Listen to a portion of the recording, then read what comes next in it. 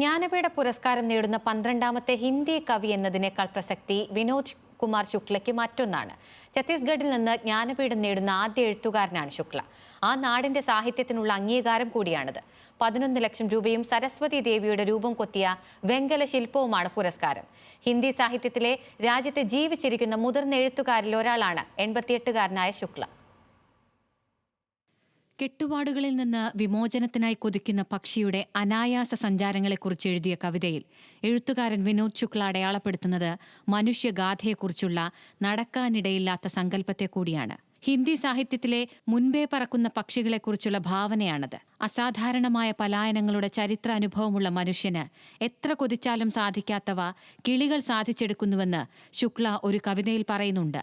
അതിജീവനത്തെക്കുറിച്ചു കൂടിയാണത്. ജ്ഞാനപീഠ പുരസ്കാര ജേതാവും പ്രശസ്ത എഴുത്തുകാരിയുമായ പ്രതിഭ റായ് അധ്യക്ഷയായ സമിതിയാണ് ഇത്തവണത്തെ പുരസ്കാര ജേതാവിനെ തെരഞ്ഞെടുത്തത്.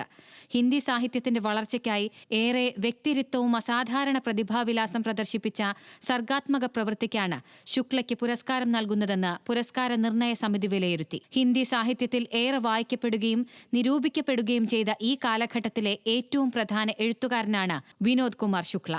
എഴുത്തുകാരനും കേന്ദ്ര സാഹിത്യ അക്കാദമി അധ്യക്ഷനുമായ മാധവ് കൗശിക്, കൊങ്കണി സാഹിത്യകാരൻ ദാമോദർ മൗസോ, മലയാളി എഴുത്തുകാരൻ പ്രഭാവർമ്മ, ഉർദു എഴുത്തുകാരൻ ജാൻകി പ്രസാദ് ശർമ്മ, മറാഠി കവി പ്രഫുൽ ശിലേദാർ, അനാമിക, എ കൃഷ്ണറാവു, ജ്ഞാനപീഠ സമിതി ഡയറക്ടർ മധുസൂദൻ ആനന്ദ് എന്നിവരായിരുന്നു നിർണായക സമിതിയിലെ മറ്റംഗങ്ങൾ. 1999 കേന്ദ്ര സാഹിത്യ അക്കാദമി പുരസ്കാരം നേടിയ Diwar may Ek കിർകെ Raat the എന്ന പ്രശസ്ത കൃതിയടക്കം ഡസൻ കണക്കിന് സൃഷ്ടികൾ വിനോദ് കുമാർ ശുക്ലയുടേതായുണ്ട്. 1979 എഴുതപ്പെട്ട പ്രശസ്ത കൃതി നൗകർ കി കമ്മീസ് പ്രമുഖ സംവിധായകൻ മണി കൗൾ സിനിമയാക്കിയിട്ടുണ്ട്. കവിത, കഥ, ലേഖനങ്ങൾ, പ്രബന്ധങ്ങൾ എന്നിങ്ങനെ നിരവധി പ്രശസ്ത കൃതികളുടെ കർത്താവാണ് ഈ 88-കാരൻ. 1961 മുതൽ ഏർപ്പെടുത്തി വരുന്ന രാജ്യത്തെ ഏറ്റവും വലിയ സാഹിത്യ സമ്മാനമായ ജ്ഞാനപീഠം ആദ്യം നേടിയത് കവി ജി ശങ്കരക്കുറുപ്പാണ്.